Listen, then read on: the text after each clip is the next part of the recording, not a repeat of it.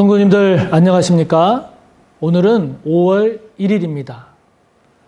이제 새로운 한 달을 또 하나님께서 저와 여러분에게 허락해 주셨죠? 5월 한 달 동안 은혜가 가득하고 또 기쁨과 감사가 풍성하시기를 바랍니다. 자, 5월 1일인 오늘 함께 볼 하나님의 말씀은요, 역대하 13장입니다. 구약 671쪽 역대하 13장 1절에서 12절까지의 말씀입니다.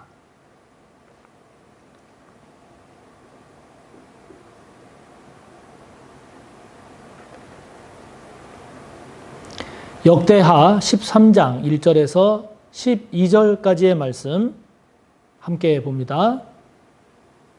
여로보암 왕 18째 해에 아비야가 유다의 왕이 되고 예루살렘에서 3년 동안 다스리니라. 그의 어머니의 이름은 미가야요 기브아 사람 우리엘의 딸이더라. 아비야가 여로보암과 더불어 싸울새 아비야는 싸움에 용감한 군사 40만 명을 택하여 싸움을 준비하였고 여로보암은 큰 용사 80만 명을 택하여 그와 대진한지라. 아비야가 에브라임 산 중 스마라임 산 위에 서서 이르되 여로보암과 이스라엘 무리들아 다 들으라. 이스라엘 하나님 여호와께서 소금 언약으로 이스라엘 나라를 영원히 다윗과 그의 자손에게 주신 것을 너희가 알 것 아니냐. 다윗의 아들 솔로몬의 신하 느밧의 아들 여로보암이 일어나 자기의 주를 배반하고 남봉꾼과 잡배가 모여 따름으로 스스로 강하게 되어 솔로몬의 아들 르호보암을 대적하였으나 그때에 르호보암이 어리고 마음이 연약하여 그들의 입을 능히 막지 못하였었느니라. 이제 너희가 또 다윗 자손의 손으로 다스리는 여호와의 나라를 대적하려 하는도다. 너희는 큰 무리요 또 여로보암이 너희를 위하여 신으로 만든 금송아지들이 너희와 함께 있도다. 너희가 아론 자손인 여호와의 제사장들과 레위 사람들을 쫓아내고 이방 백성들의 풍속을 따라 제사장을 삼지 아니하였느냐. 누구를 막론하고 어린 수송아지 한 마리와 순양 7마리를 끌고 와서 장립을 받고자 하는 자마다 허무한 신들의 제사장이 될 수 있도다. 우리에게는 여호와께서 우리 하나님이 되시니 우리가 그를 배반하지 아니하였고 여호와를 섬기는 제사장들이 있으니 아론의 자손이요 또 레위 사람들이 수종들어 매일 아침 저녁으로 여호와 앞에 번제를 드리며 분향하며 또 깨끗한 상에 진설병을 놓고 또 금 등잔대가 있어 그 등에 저녁마다 불을 켜나니 우리는 우리 하나님 여호와의 계명을 지키나 너희는 그를 배반하였느니라. 하나님이 우리와 함께하사 우리의 머리가 되시고 그의 제사장들도 우리와 함께하여 전쟁의 나팔을 불어 너희를 공격하느니라. 이스라엘 자손들아 너희 조상들의 하나님 여호와와 싸우지 말라. 너희가 형통하지 못하리라. 아멘. 자, 우리가 지금 함께 보는 역대하 13장은 이제 르호보암이 죽고 그 아들인 아비야가 남유다의 왕이 돼서 이제 소개되는 내용들입니다. 이 아비야가 르호보암의 뒤를 이어서 왕이 됐는데 오늘 1절부터 3절까지의 내용을 보면 이 여로보암, 북이스라엘이죠. 북이스라엘의 여로보암과 지금 전쟁을 하기 위해서 서로 대치하고 있는 그런 내용을 제일 먼저 소개를 하고 있습니다. 르호보암 때에도 여로보암과 늘 전쟁이 있었다라고 하는 말씀이 이 앞전에 있었죠. 지금 이어서 르호보암의 뒤를 이은 아비야 때도 지금 북이스라엘인 여로보암과 지금 전쟁을 하기 위해서 지금 대치하고 있는데요. 그런데 오늘 내용을 보면 그 전쟁이 보통 전쟁이 아닙니다. 오늘 말씀을 보면 남유다는 아비야가 있는 남유다는 40만 명의 군사가 동원된 전쟁이고 북이스라엘에서는 80만 명이 모여서 지금 전쟁을 하기 위해서 대치하고 있는 그런 상황입니다. 그러니까 여러분, 지금 40만 명과 80만 명이라고 하는 이 얘기는 어마어마한 그런 숫자죠. 그래서 우리가 이 규모와 이러한 것들을 생각을 해보면 이 전쟁에서 만약에 어느 한쪽이 패한다 그러면 결정적 타격을 입을 만큼 나라의 운명이 결정될 수도 있는 그야말로 전면전적인 이러한 지금 전쟁 상황인 거죠. 이거는 문제도 보통 문제가 아닌 거죠. 어마어마하게 큰 문제고 고난도 이건 보통 고난이 아닙니다. 어마어마한 고난입니다. 그야말로 우리의 삶을 결정지을 수도 있는 이런 큰 문제인 거죠. 그런데 이렇게 전면전 큰 전쟁이 지금 남유다의 아비야 그리고 북이스라엘의 여로보암 해서 이렇게 서로 대치가 돼서 결국 전쟁을 하게 되는데 결과는 어떻게 되었을까요? 오늘 본문에는 나오지 않습니다만 요 뒤에 본문 18절을 보면 남유다가 이깁니다. 남유다가 이깁니다. 숫자적으로는 2분의 1, 반에 불과했지만 결과적으로 이 큰 어려운 싸움을 이기게 되는데 그 이유가 무엇인고 하니 18절을 보니까 여호와를 의지한 겁니다. 하나님을 의지했기 때문에 이 전쟁에서 승리했다라고 성경은 우리에게 이 전쟁에 대한 의미를 전해주고 있습니다. 자, 여러분. 그렇다면 이 내용을 우리가 묵상하면서 어떤 질문을 저와 여러분에게 할 수 있을까요? 저와 여러분은 큰 문제를 만나면 어떻게 대응을 합니까? 정말 큰 문제, 어려운 고난을 만나면 저와 여러분은 실질적으로 무엇을 의지하나요? 돈을 의지합니까? 아니면 능력 있는 어떤 사람을 의지합니까? 아니면 내 생각과 내 판단을 의지합니까? 누구를, 무엇을 의지하는지를 한번 깊이 돌아보시기를 바랍니다. 그것이 저와 여러분이 가장 중요하게 여기고 저와 여러분이 가장 의지하는 거거든요. 그런데 오늘 말씀은 이렇게 큰 전쟁에서 남유다 아비야 쪽이 이긴 것은 숫자적으로는 반의 2분의 1에 불과했지만 여호와를 의지했기 때문에 하나님을 의지했기 때문에 승리할 수 있었다라고 이야기합니다.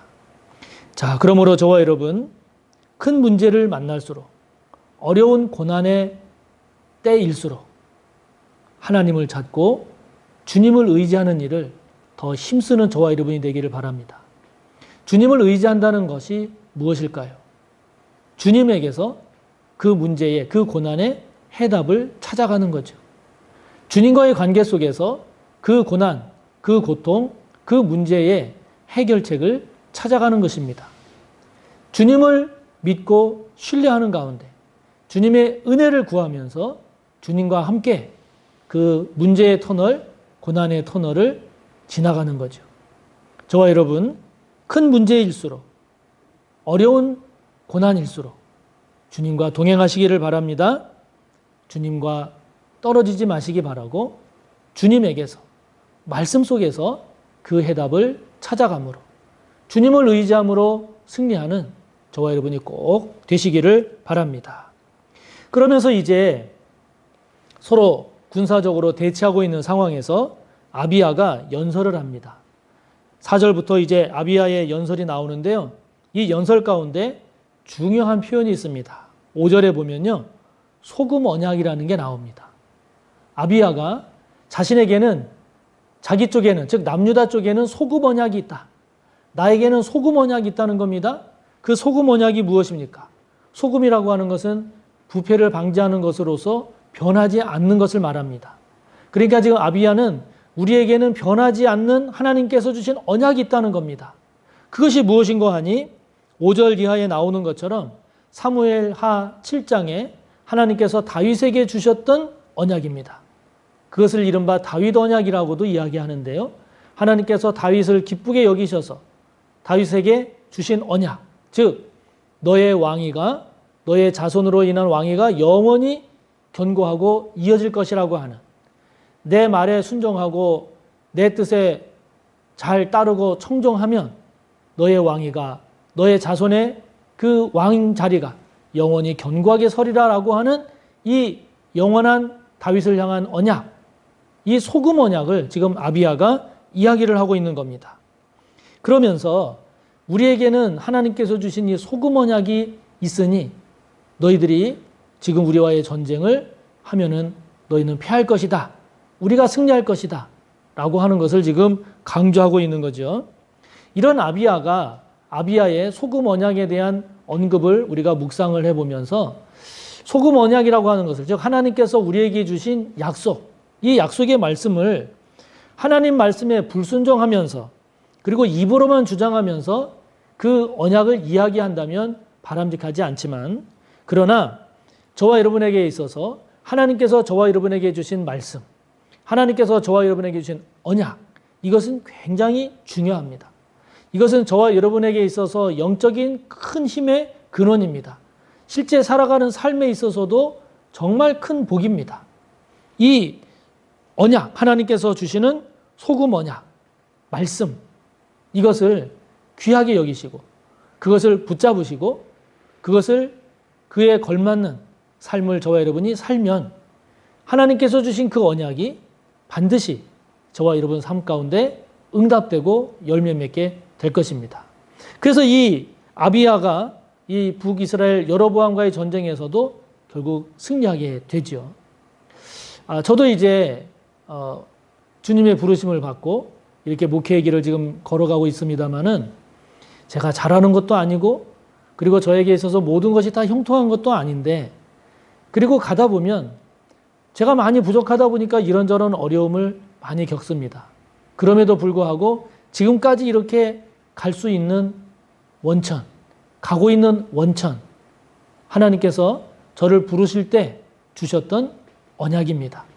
하나님께서 저를 부르실 때 주셨던 하나님의 말씀입니다. 힘들 때마다 그걸 묵상합니다. 제가 잘 못할 때마다 되새겨봅니다. 자신 없을 때마다, 괴로울 때마다 하나님께서 저에게 부르실 때 주셨던 말씀을 묵상하곤 합니다. 그것이 큰 힘이 됩니다. 물론 근본적으로는 저와 여러분의 소금 언약, 변하지 않는 언약은 예수 그리스도를 통한 구원입니다. 영생입니다. 그러나 그 근본적인 언약 이외에 하나님께서 저와 여러분에게 구체적으로, 개별적으로, 개인적으로 주신 언약도 있을 수 있습니다. 여러분, 하나님께서 주신 언약이 있나요? 여러분에게 주신 하나님의 소금 언약은 무엇입니까? 그 언약을 잘 붙잡으시기 바랍니다. 그 언약을 잘 되새기시기 바라고 그 언약을 힘입어서 그 언약에 걸맞은 신앙과 삶을 살아가는 저와 여러분이 꼭 되시기를 바랍니다. 자, 그러면서 아비야의 연설이 쭉 전개가 되는데요. 특히 5절부터 12절까지의 내용을 보면 북이스라엘과 남유다의 차이점을 이야기합니다. 겉으로 보면 비슷한데 내용이 다르다는 겁니다. 어떻게 다르냐?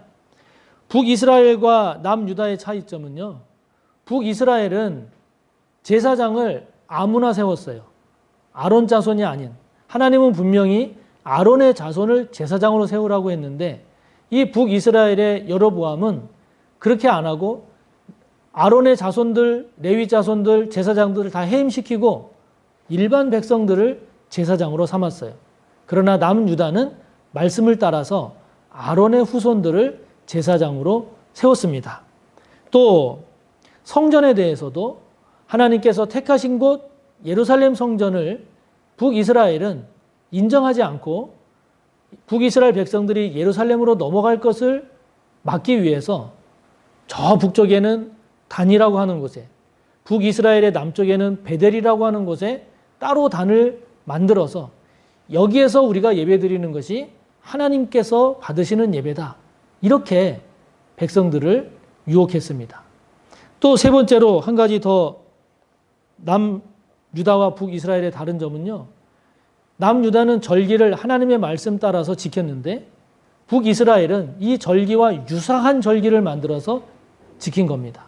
그러니까 북이스라엘은 말씀을 변질시켰어요.